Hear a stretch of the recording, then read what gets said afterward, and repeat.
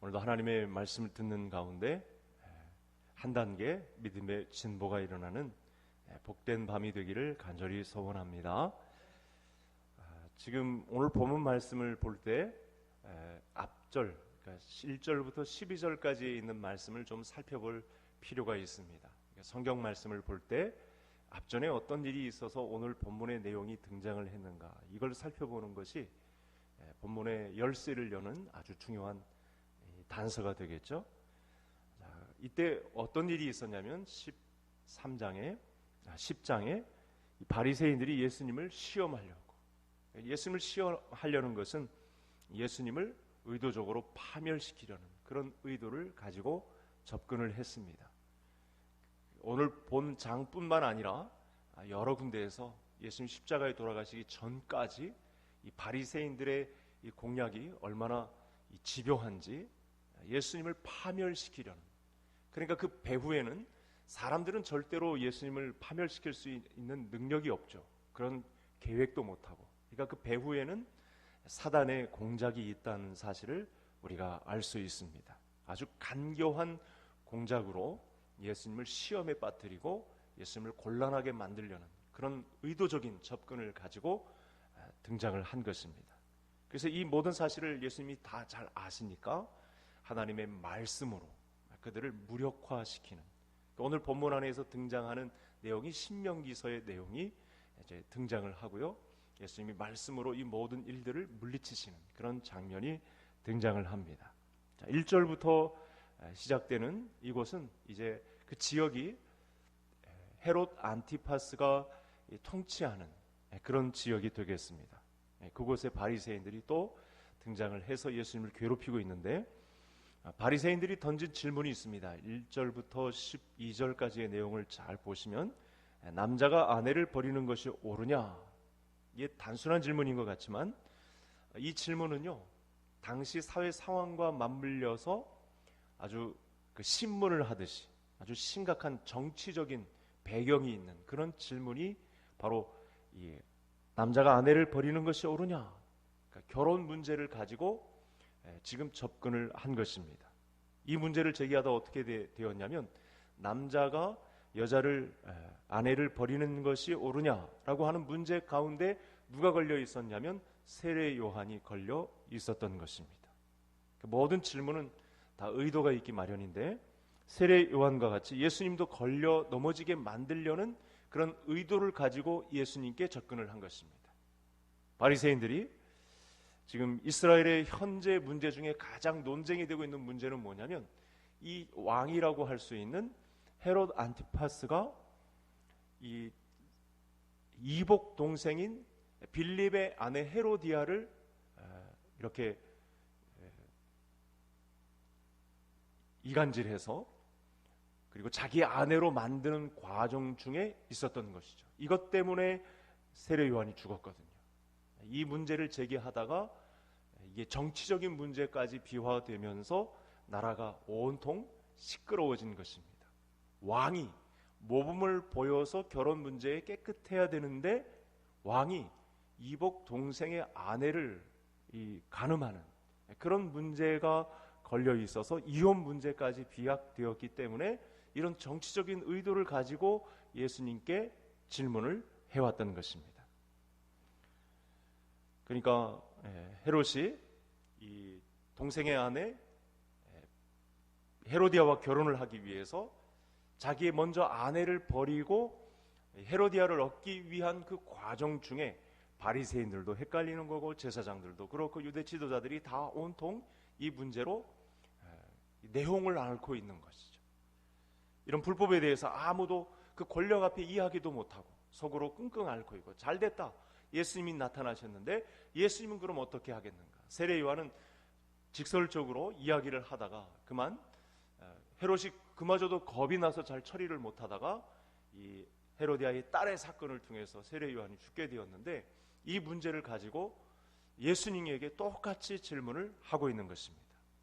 만약 여러분 예수님이 이 문제를 반대하면 헤롯 당과 한편인 이 바리새인들이 예수님을 고발해서 세례 요한과 똑같은 수모를 겪게 할 것이 뻔할 것입니다. 그리고 그럼 예수님께서 만약 세례 요한의 의견과 달리 찬성한다. 그러면 이 사람은 율법을 범한 사람으로서 또 이 종교계에 속한 사람들을 선동해서 예수님을 또 곤란하게 만들려는 2차적인 그런 보관까지 갖고 예수님을 곤란하게 하려는 그런 입장을 가지고 접근한 것입니다. 이런 배경하에 오늘 13절, 16절을 우리가 살펴보아야 합니다. 바리새인들의 교묘한 술수가 있다는 사실을 알고 예수님 뭐라고 하시냐면 3절에 모세가 어떻게 너희에게 명하였느냐 이렇게 도로 질문을 하시죠. 이게 바로 신명기서의 24장의 내용이 되겠습니다. 바리새인들이 뭐라고 하냐면 모세가 이혼 증서를 써주어 버리기를 허락했다. 거기에 그렇게 써 있는데 이것도 배경을 좀 우리가 좀 알아야 합니다. 신명기 24장에 이 이혼 증서를 써줘 버리기를 허락했다는 것은 아내에게 수치되는 일이 발견되었을 때 이게 최후 수단으로 이혼 증서를 써주라는 그런 배경의 말씀이 되겠습니다. 그래서 예수님이 이 문제에 대해서 입장을 정리해 주죠. 너희 마음이 완악함으로 인해 이 명령을 기록했다 이렇게 말씀합니다. 당사자시니까 하나님 자신이 너희의 완악함으로 인해 이 명령을 내가 기록했다. 그러니까 결혼 문제를 악용하는 이 바리새인들에게 하나님이신 예수님께서 역공을 펼치신 것이죠. 예수님 오늘의 문제를 통해서 결혼의 근본적인 목적을 또 동시에 가르쳐 주고 계십니다. 창세기 문제와 관련이 있고 깊이는 신명기 24장에 나온 내용을 지금 예수님께서 거론을 하고 계신 것입니다. 그래서 뭐라고 말씀하시죠? 하나님이 짝지어 주신 것을 사람이 나누지 못할지. 오늘 10장 안에 들어가 있는 내용이 되겠습니다. 예수님의 입장은 단호합니다. 불순한 의도를 가지고 아내를 버리는 이혼은 절대 안 된다. 그러니까 창조주 하나님의 질서이기 때문에 절대로 그런 헤롯과 같은 그런 일을 동생의 아내를 빼앗으면서까지 육체의 정욕을 채우려는 이런 일은 절대 있을 수 없다. 그 24장의 이혼 증서에 관한 내용은 그 완악함 때문에 허락한 것이지 너희들이 이걸 전용하기 위해서 주신 법이 절대 아니다. 이렇게 말씀을 준 것입니다. 자, 이렇게 이 가르침을 베푼 후에 제자들이 집에 머물 때 또 묻습니다. 11절 12절인데 제가 11절을 읽고 성도님들이 12절을 읽어주시기 바랍니다. 이르시되 누구든지 그 아내를 버리고 다른 데에 장가드는 자는 본처에게 간음을 행하며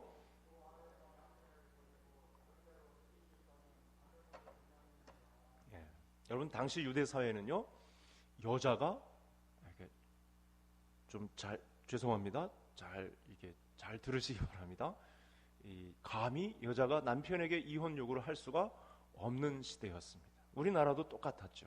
좀 우리 현대 사회가 되기 직전까지만 해도 그런 풍토가 있었습니다. 그러나 여건이 어느 정도 신장된 로마 사회, 당시 2000년 전이라도 로마 사회에서는 여건이 많이 신장되어 가지고 여성들도 남편에게 이혼을 요구할 수 있는 그런 상황에 있다고 합니다. 그러니까 본문 말씀 안에는 어느 정도 성경적인 배경을 가지고 말씀하시는 상황이 있지만 그런 로마 상황의 배경도 염두에 두고 하신 말씀이다. 이렇게 보시면 되겠습니다. 12절의 말씀이 바로 이 로마 문화를 배경으로 한 말씀이다. 이렇게 보셔도 되겠습니다. 더 중요한 이유가 있죠. 궁궐에서 벌어진 일 때문에 그렇다는 것입니다. 헤로디아는 먼저 남편 빌립과 함께 살았습니다. 지금 헤롯 안티파스의 이복 형인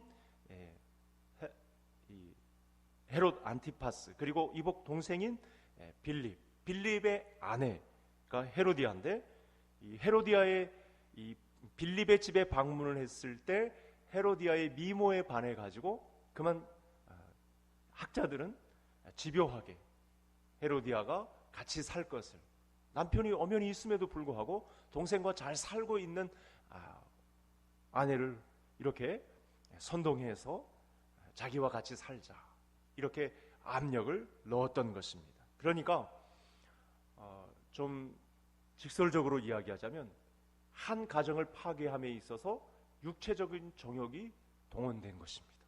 그 권력을 가지고 그렇게 강압적으로 이 이 가정을 파괴하는 곳에, 한 가정을 파괴하는 곳에 이 왕의 육체적 정욕이 발동을 해서 이와 같은 문제가 사회 문제로 또는 정치적인 문제로까지 발전이 된 것입니다.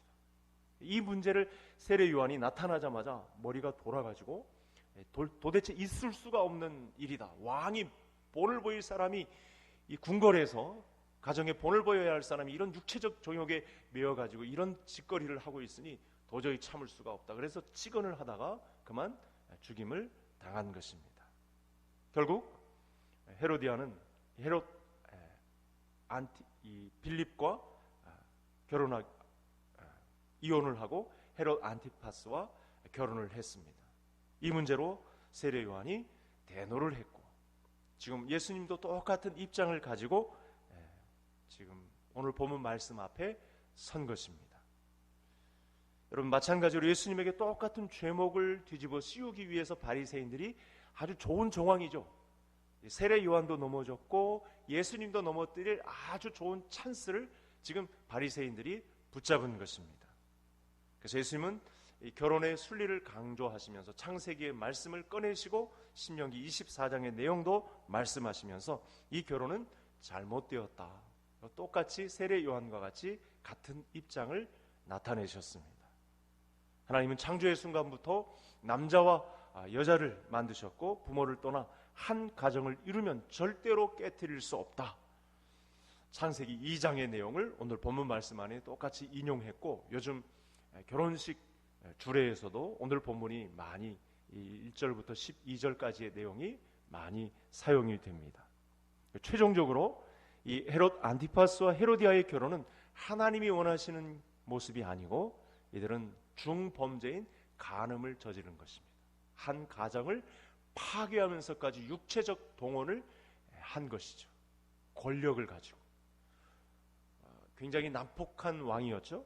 이런 일들에 대해서 바른 소리를 하는 신하들은 아마 죽임을 당했을 것입니다. 세례 요한도 똑같은 경로를 밟았던 것이죠. 여러분, 오늘 한국 사회는요, 결혼한 3쌍 중에 한 쌍이 이혼한다는 공식적인 보고가 있습니다. OECD 국가 중에 우리가 1, 2위를 실제로 다투고 있고 2위를 잘 내주지 않는, 참 희한하죠. 이렇게 산업화가 빨리 되며 사회가 발전을 하면서 이게 영리로 나타난, 참 그렇게 되면 안 되는데 우리나라가 무슨 헐리우드도 아니고 이렇게 이혼을 빈번하게 하는 그런 오명을 우리가 지금 뒤집어 쓰고 있습니다. 한국 사회가 이렇게 이혼율이 높아진 것은 인간의 타락된 욕망 때문입니다. 이런 육체적인 정욕 때문에 일어나는 것입니다. 타락한 인간의 욕망을 치유하는 길은, 그래서 우리가 오늘 본문 안에 예수님의 말씀을 잘 듣는 것입니다. 여러분, 이런 배경하에, 이런 사회적 배경하에 어린이들이 등장한 거예요. 그러니까 어디까지 우리가 추론이 가능하냐면, 이 본문 안에 등장하는 이 어린이들이 예수님 앞에 오잖아요. 그러니까 여기 사람들이 어린아이를 데려왔다고 할 때에 이 사람들 중에는 이혼당한 여성들이 아이를 예수님께 축복받게 하려고 데리고 온 장면이다 라고 추론이 가능합니다.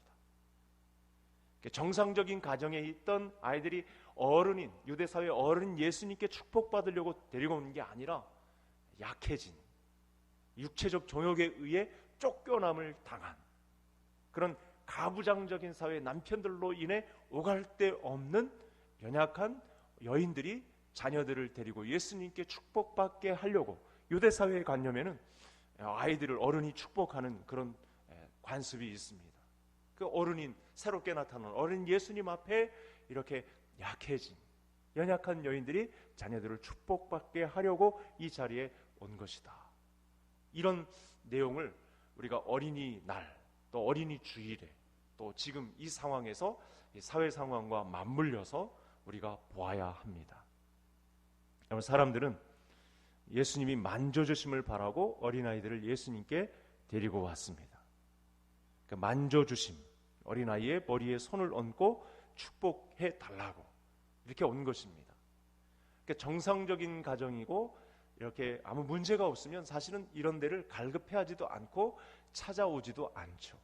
그러니까 1절부터 12절 안에 있었던 유대 사회에도 이제 그 권력에 의해서 사회 풍토화되고 그걸 용인하게 되는 육체적 인간의 욕망을 통해서 이 남자들의 그릇된 욕망에 의해서 가정이 파괴되고 있던 상황 가운데 그 연약해진 가정의 어린 아이들이 예수님 앞에 오게 되었다라는 가능성을 열고 있는 것입니다. 그런데 제자들이 어떻게 합니까? 꾸짖습니다. 어린아이들을 꾸짖었다기보다는 다른 성경에는 어린아이들을 꾸짖는 모습도 있지만 오늘 본문 안에서는 이 여인들을 꾸짖는 장면이 등장합니다. 이 과정에서 그래서 예수님께서 이 아이들을 데리고 그야말로 가슴을 졸이며 가까스로 예수님 앞에 온 이 사람들을 꾸짖는 제자들에게 대노하시는, 화가 아주 단단히 난 모습으로 제자들을 꾸짖고 있는 그런 모습이 오늘 13절부터 16절 사이에 등장을 합니다. 그리고 말씀을 하시죠. 어린아이들이 내게로 오는 것을 금하지 말라, 이렇게 말씀하신 것입니다. 자, 이렇게 배경을 살펴보고 나니까 오늘 본문에 주어진 이 어린이 주일에 우리가 읽고 있는, 또 가끔 보게 되는 그 어린아이의 심정이 도대체 어떤 것인가, 이 상황을 이제 조금 더 한 발자국 더 들어가서 볼 수가 있겠습니다. 다시 말씀드리지만 본문 안에 어린이들은 어른들의 육체적 욕망에 의해서 이혼이 보편화되고 있는, 해서는 안 되는 이혼이 정당화되고 있는 사회 속에 버려진, 그 마음, 심령 상태가 구겨진, 약해질 대로 약해진. 여러분, 엄마는 남성들의 이 가부장적인 사회에서 그렇게 버림을 받았다지만 아이들은 무슨 죄가 있겠습니까? 그러니 그 아이들의 심정을 헤아리는 예수님께서 대노하실 만한 거죠.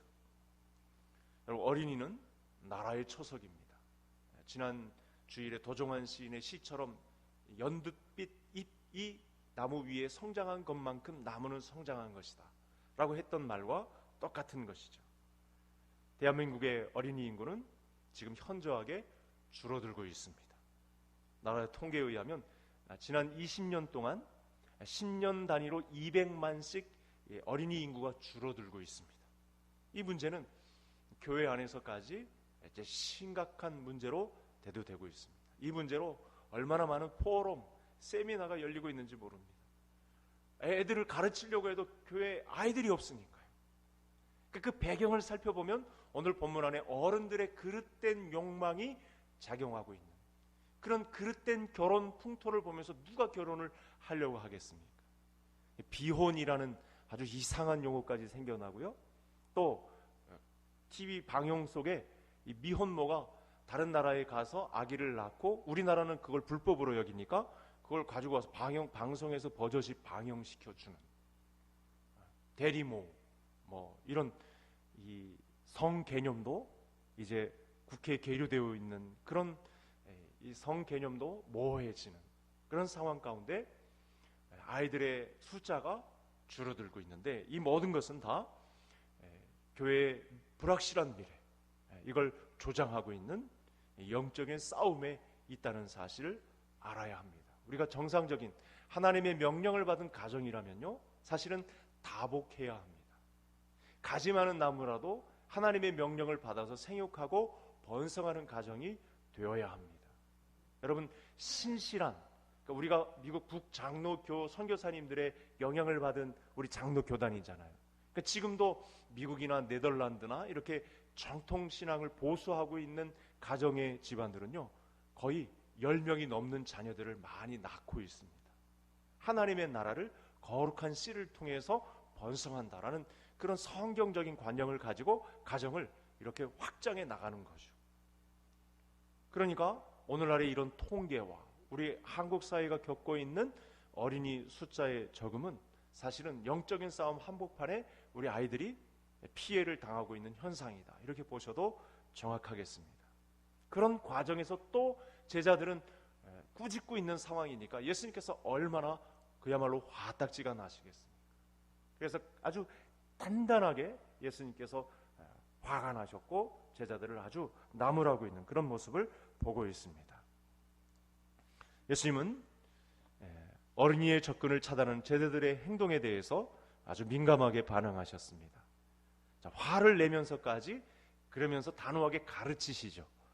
자, 제가 14절, 성도님들이 15절 읽으면서 예수님의 가르침을 이제 마지막으로 생각해 보겠습니다. 예수께서 보시고 노하시어 이르시되 어린아이들이 내게 오는 것을 용납하고 금하지 말라. 하나님의 나라가 이런 자의 것이니라.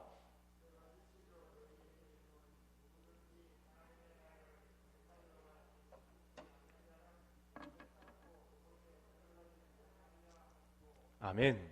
이제 본문 말씀에서 아주 중요한 이 구절이 있습니다. 이게 뭐냐면 어린아이와 같이 받든다라는 것입니다.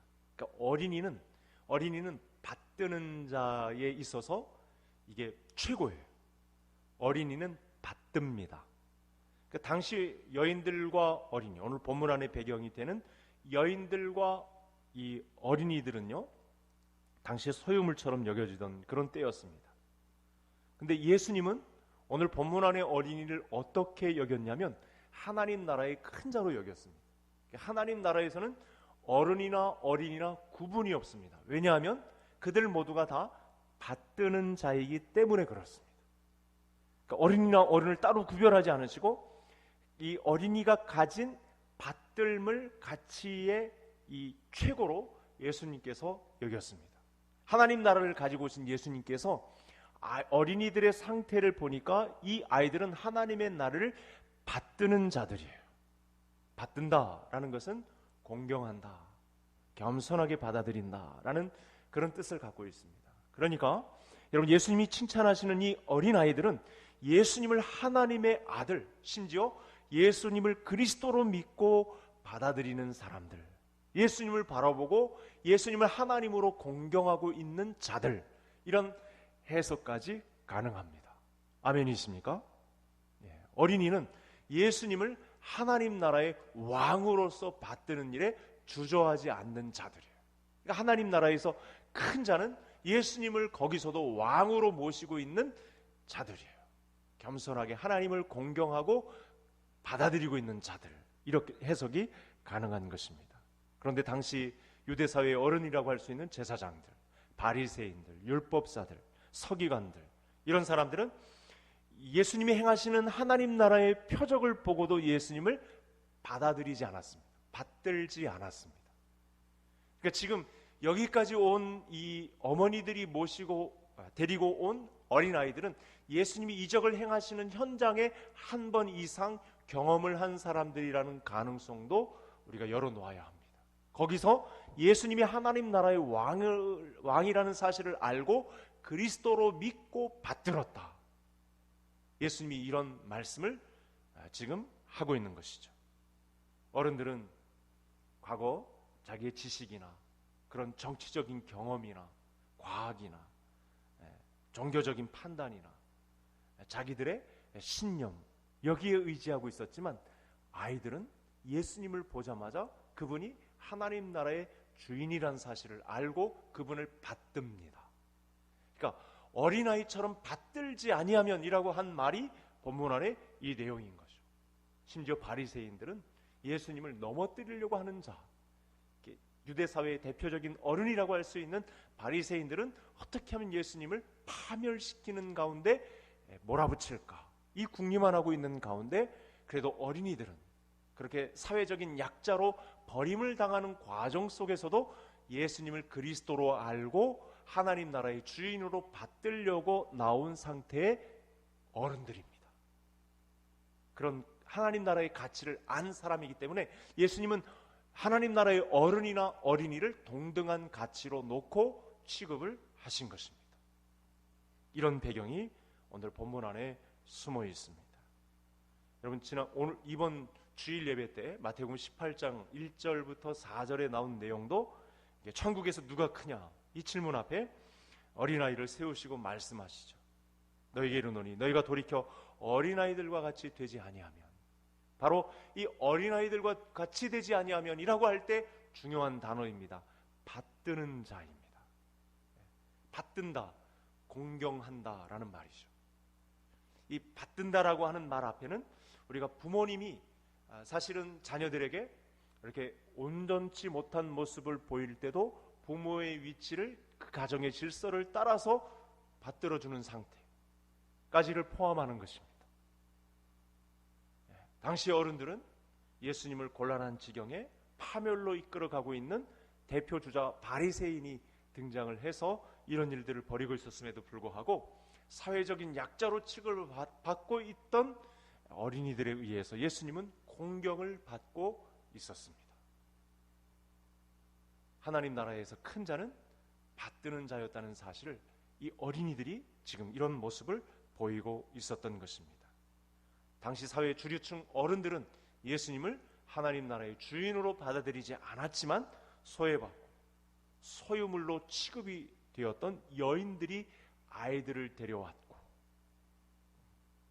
그 여인들 중에는 두 렙돈을 드렸던 여인, 향유를 드렸던 여인, 또는 그와 같이 했던 여인들의 자녀들, 그런 가정에 상처가 있는 자녀들은 예수님을 제대로 알아보고 하나님 나라의 주인으로 받들었다는 사실입니다. 이 자가 천국에서 큰 자다. 사람들은 어린아이들을 하찮다고, 제자들마저도 그들을 귀찮다고 애들은 가라 라고 말했지만 예수님은 자기를 정확하게 받들고 있는 어린아이들을 천국에서 큰 자다, 이들이 하나님 나라의 주인공들이다, 이렇게 말씀을 하신 것입니다. 자, 그러면 오늘 본문을 살펴보고 도전을 받은 저와 성도님들은 이제 어떻게 살아야 할까요? 여러분, 하나님의 나라는 높고 힘있는 자들의 나라가 아니라 낮고 약하지만 이제 가정 안에까지 돌이킬 수 없는 상처를 안고 있어서 이게 살아날 가망조차 없는 상태에 있는 유약한 존재이지만 그 가운데 하나님의 영광을 바라는 자들의 삶으로 살아가야 할 줄로 믿습니다. 오늘을 살아갈 수 있는 근거가 되는 것이죠. 저마다 이 아픔 없는 가정이 없습니다. 가정을 신방해 보면 아픔들이 다 있습니다. 그야말로 가시방석에 앉은 듯한 그런 이유들이 넘쳐납니다. 근데 중요한 것은 우리가 정신을 차리고 깨어 있어야 할 부분은 뭐냐면, 그런 가운데서도 어린아이와 같이 예수님을 그리스도로 받드는 이런 일은 절대로 포기하지 않는 성도님들 되시기를 바랍니다. 그러면 천국에서 우리도 큰 자로 취급을 받게 된다는 것이죠. 이것이 바로 오늘 우리가 자기 부인의 삶을 살고 나는 장례식을 치른 자가 되고 사형수로 여기고 사형수인 입장에서도 나를 긍휼히 여기실 하나님 나라의 왕으로서 만왕 전 우주의 통치자 되신 예수 그리스도께서 호를 뻗쳐서 우리를 구원하시기만 하면 거기서 긍휼을 얻는다는 이 자부심 하나만으로 우리는 이 세상을 너끈히 이길 수 있는 그리스도인이다, 이 말씀을 받으셔야 된다는 것입니다.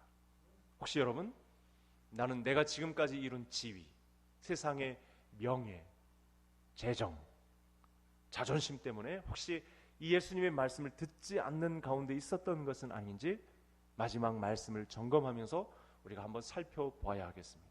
우리가 신 바리새인들처럼 내가 이룬 지위를 한꺼번에 잃을까봐, 이 세상적인 성공을 이루지 못할까봐 혹시 예수님께서 말씀하신 이 어린아이의 낮아짐에 관해서 절대 신경 쓰지 못하고 있는 어리석음 가운데 있는 것은 아닌지, 과감하게 자기를 부인하는 자리에서 예수님만 의지하는 이 자리를 혹시 차지하지 못하고 있는 것은 아닌지 우리 자신을 돌아보자는 거죠.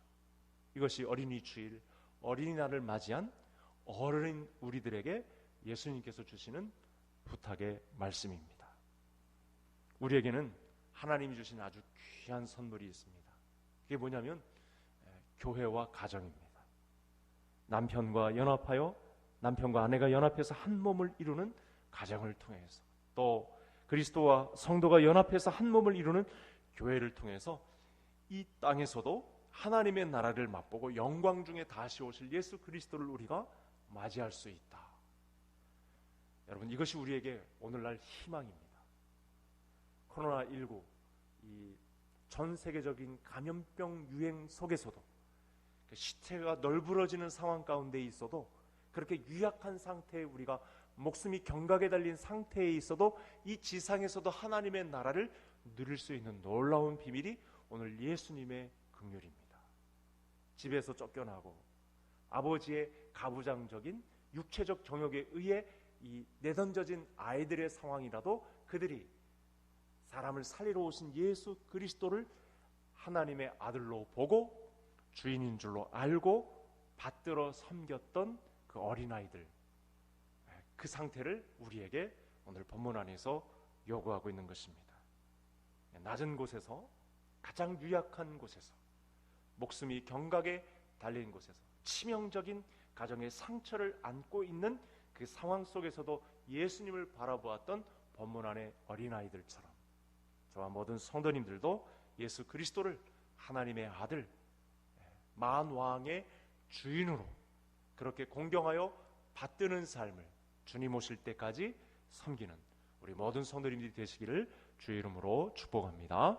하나님 아버지 감사합니다. 오늘도 귀한 은혜의 말씀을 주셔서 어린이 주일 주간 또 어린이날에 오늘 본문 말씀을 묵상하게 하시니 감사함을 드립니다.